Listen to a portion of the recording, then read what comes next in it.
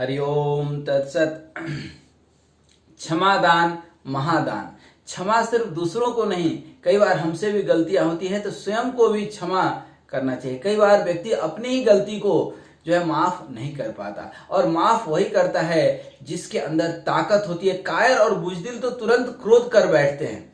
यदि कोई अचानक से क्रोध कर बैठता है, तुरंत जल्दी जल्दी क्रोध करता है, समझिए वो कायर है, बुजदिल है, किसी काम का नहीं है। लेकिन साहसी व्यक्ति ही क्षमा कर सकता है। क्षमा करना सबके बस की बात नहीं है। माफ करना सबके बस की बात नहीं है। और हाँ, माफ करने से क्या फायदा है? तो माफ करने से सामने वाले का कितना भला होगा मुझे नहीं मालूम, लेकिन आपका मन जरूर हल्का हो जाएगा। तो आइए आज क्षमा, माफ करना, इन शब्दों पर कुछ चर्चा करेंगे। दूसरों के अपराध का बोझ हम पर जो है और इतना चढ़ जाता है कि हम उसको ढोते रहते हैं। कई बार हम बदला लेने के लिए ताक लगाए बैठे रहते हैं कि हम समय आएगा तो बदला लेंगे। हम बदला लेने के लिए कई वर्ष का इंतजार करते हैं और कई बार बदला नहीं ले पाते हैं। लेकिन पल में हम यदि अपने अंदर बदलाव ला लें, बदला नहीं बदलाव ला लें, तो कितना काम हमारा बन जाए। तो जब तक हम उन्हें क्षमा नहीं करते हैं तब तक हमारा मन हल्का नहीं हो सकता है, क्योंकि पता नहीं आपको मौका मिलेगा या ना मिलेगा बदला लेने का। इसलिए क्षमा करना सीखें। जो क्षमादान नहीं दे सकता है उसे अपने अलावा सारा संसार दोषी नजर आता है। अधिकतर आपने सुना होगा, देखा होगा कि लोग दुखी हैं इसलिए कि दूसरे बुरे हैं। दरअसल अच्छाई बुराई तो कमोवेश सब में होती है। सुमति कुमति सबके उर रही। तो लेकिन जिस व्यक्ति की बुराई, अपराध को हम क्षमा नहीं कर पाते, उसकी वह बुराई हमारे ऊपर एक बोझ बन करके, क्योंकि कहीं ना कहीं हम अपने स्मृति में, बुद्धि में उसको सालते रहते हैं। चिंता और दुख हमारे ऊपर जो है बढ़ते जाता है। दरअसल हम दूसरों की बुराई अथवा अपराध से दुखी नहीं हैं, उनको क्षमा नहीं कर पाने के अपने दोष से दुखी हैं। अतः खुले आकाश में पंख फैलाइए, माफ कीजिए, माफ कर दीजिए। अन्यायी, अपराधी कोई भी हो, आप हल्के हो जाएंगे। अरे आप कौन होते हैं बदला लेने वाले? वक्त बदला ले लेगा यदि लेना होगा तो। आप क्षमा करके आप सुखी हो जाइए।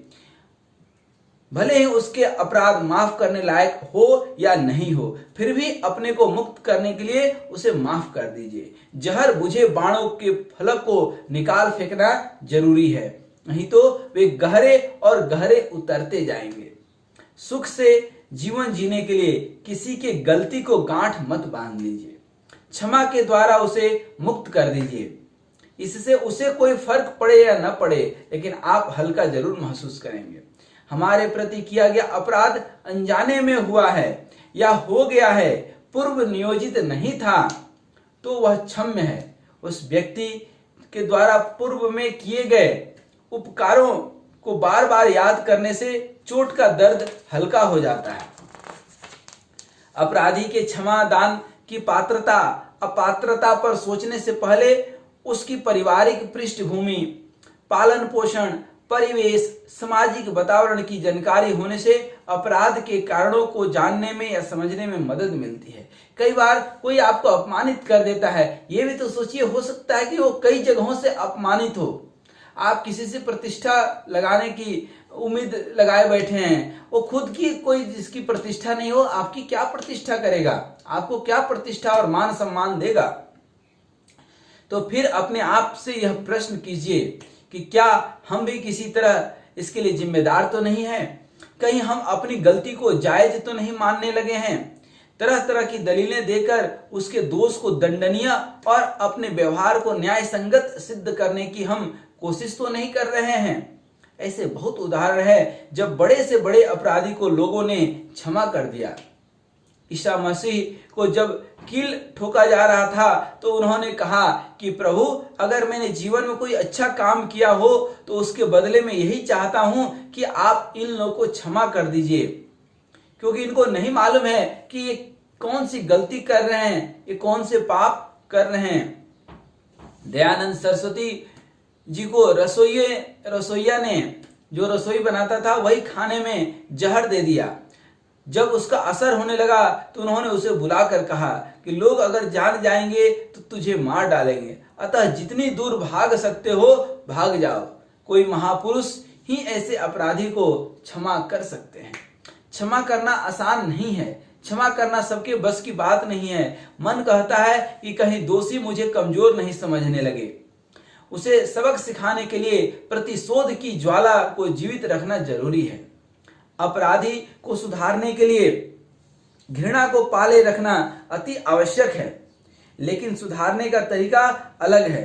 नफरत से सुधार नहीं हो सकता है। इससे मुक्त होकर पहले खुद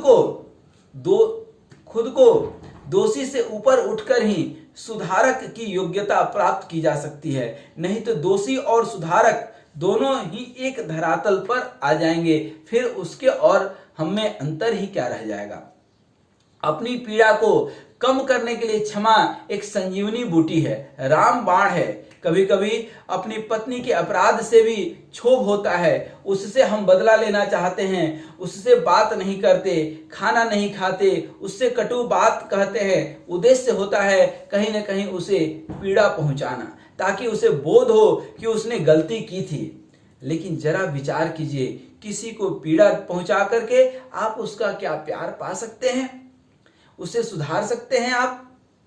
जरा यह भी सोचें कि जब तक आप उससे बात नहीं करते, खाते नहीं, कटु बोलते हैं, नजर फेर लेते हैं, क्या तब तक आप खुद भी बेचैन और दुखी अनुभव नहीं करते हैं? बिल्कुल करते हैं। अगर खुद को इस पीड़ा से बचाना है और सामने वाले को भी सुरक्षा देना है, सुख देना है, तो अपने को नियंत्रित कीजिए और उसे क्षमा कर दीजिए। बस करना क्या है, मीठी बोली से कहिए कि मुझे खाना दो, कपड़ा दो, तुम्हारे हाथ का खाना खाए बिना मेरा पेट नहीं भरता, मन नहीं भरता। उसके सिर पर 2-4 बार हाथ फेर दीजिए, वह पिघल जाएगी। और दुनिया के हर स्त्री में यह गुण होता है। कभी आप प्रयोग करके देखिए, शाम तक सब कुछ शांत हो जाएगा। वह खुद क्षमा मांग लेगी, खुद चाय पिलाएगी।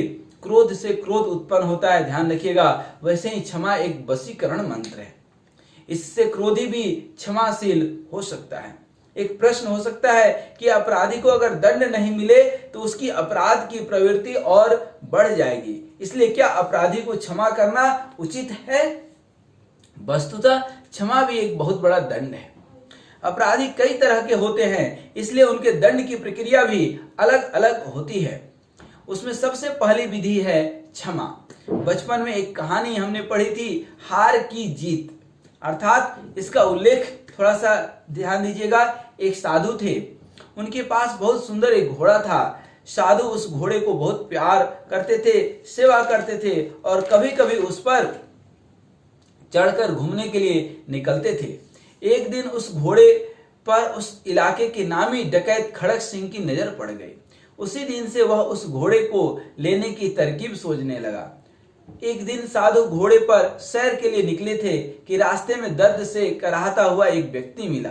उसने इशारे से साधु को रुकने के लिए कहा। साधु स्वभाव से दयालु थे, वे उसके पास आकर घोड़े से उतर गए और उस व्यक्ति से कराहने का कारण पूछे। उस व्यक्ति ने कहा, मैं घायल हो गया हूं, चल नहीं सकता, कृपया आप मुझे अपने घोड़े पर चढ़ाकर शहर तक छोड़ दें तो बड़ी कृपा होगी। साधु द्रवित हो गए। उन्होंने जैसे ही घोड़े पर चढ़ाने के लिए उसे सहारा दिया, वह व्यक्ति उछलकर घोड़े पर चढ़ गया और लगाम अपने हाथ में ले लिया।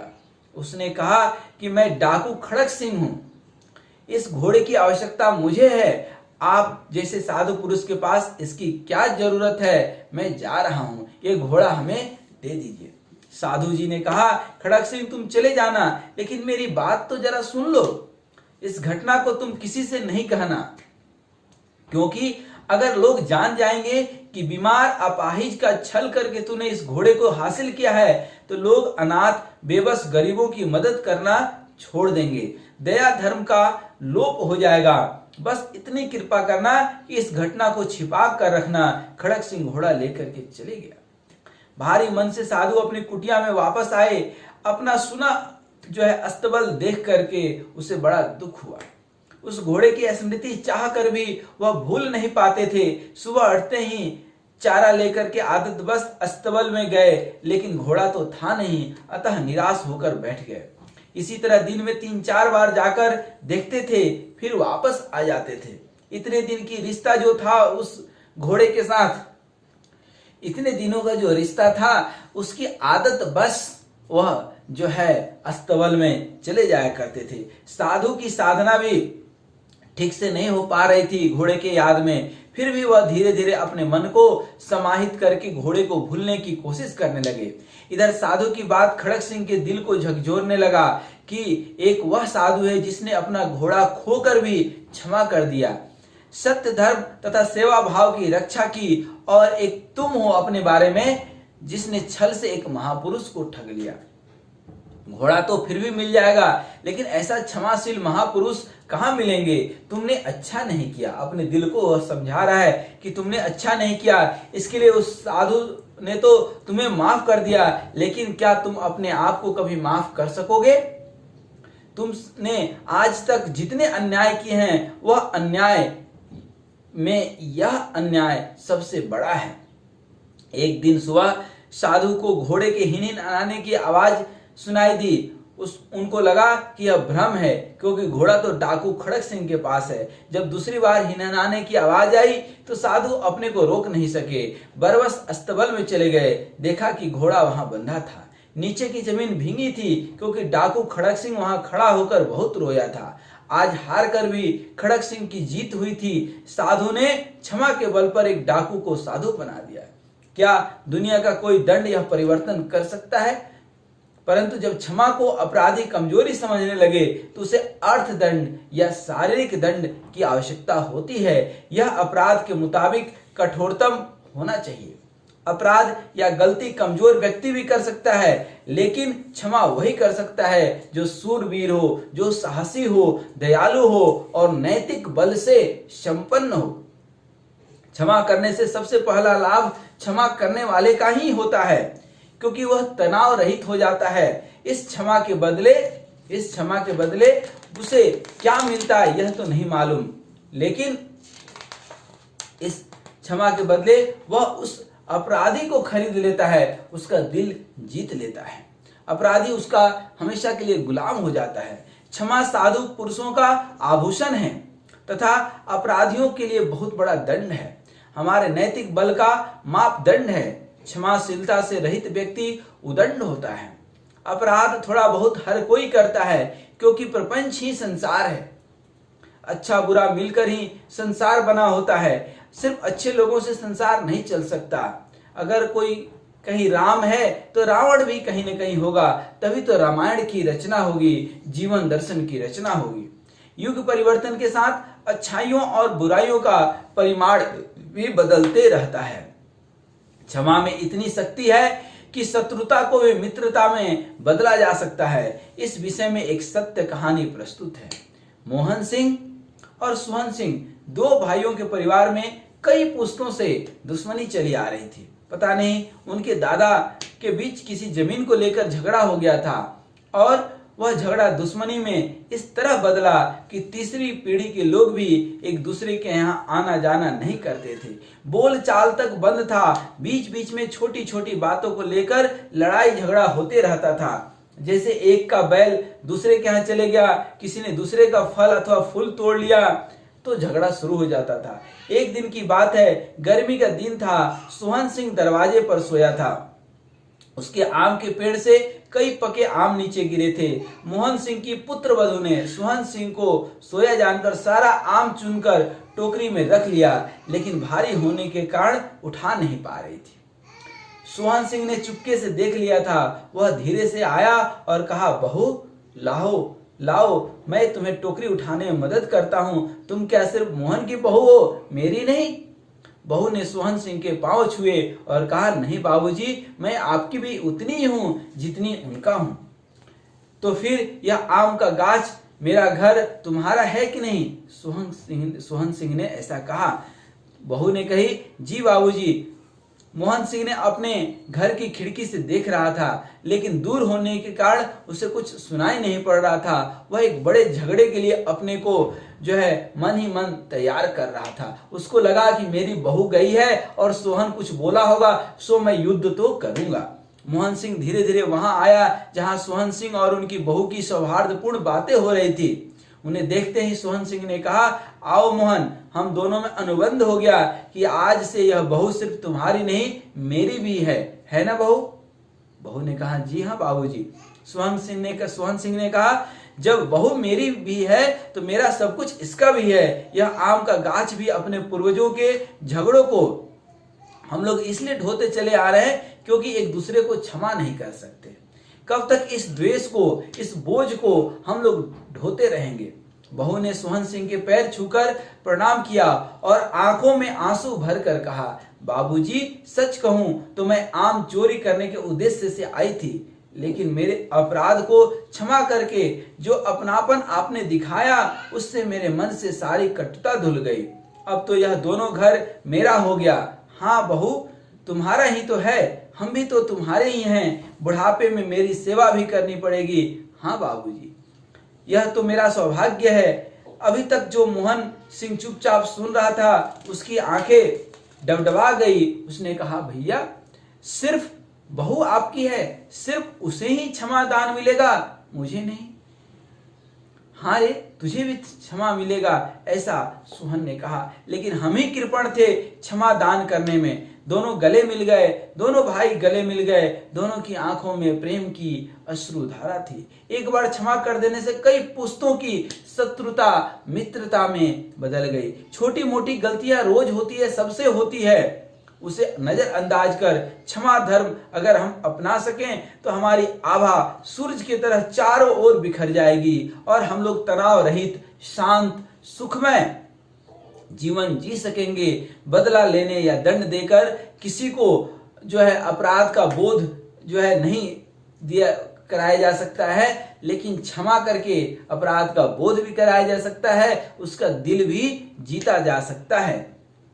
जैसे भगवान सदाशिव समुद्र मंथन के समय सारे कालकुट विष को पीकर नीलकंठ हो गए, उनकी कीर्ति में एक विशेषण जुड़ गया, उसी तरह दूसरों के अपराधों को पीकर जो क्षमा कर सकता है वही महान है, उसे ही शिवत्व प्राप्त हो सकता है। यह कोई लेख या कोई शब्द या यह कोई चर्चा नहीं है, बल्कि यह कई लोगों के जीवन का अपना निजी अनुभव है। आप भी यह अनुभव कीजिए, किसी को क्षमा करके, किसी के अपराधों को क्षमा करके, किसी के गले मिल करके, बदले के भावने से नहीं, बदलाव के भावना ला करके उसको हृदय से लगा लीजिए, तो यह बहुत बड़ा जो है पुण्य होगा और यह बहुत बड़ा जो है शांति जीवन के लिए एक जो है पथ होगा।